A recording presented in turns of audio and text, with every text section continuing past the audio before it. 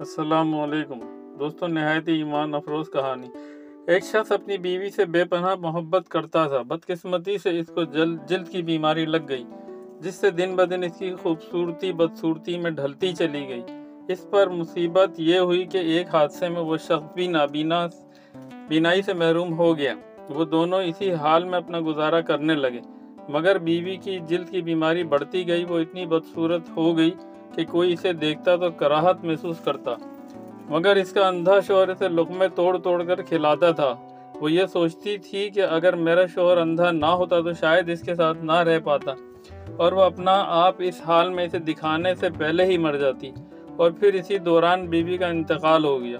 اسی صدمے میں شوہر نے اپنا سب کچھ فروخت کیا اور دوسرے شہر جانے لگا، تو راستے میں کسی نے آواز دی، اب تک تو تمہاری بیوی تمہاری آنکھیں بنی ہوئی تھی، وہی تمہیں پکڑ پکڑ کر راہ چلاتی تھی، وہی تمہاری مدد کرتی تھی، اب کہیں اکیلے کیسے جاؤ گے؟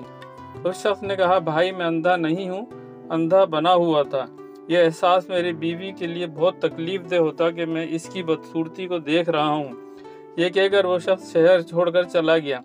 کہنے والے کہتے ہیں، جب اس شخص کا انتقال ہوا تو خلقت اسے اللہ کا ولی کہہ کر پکارتی تھی۔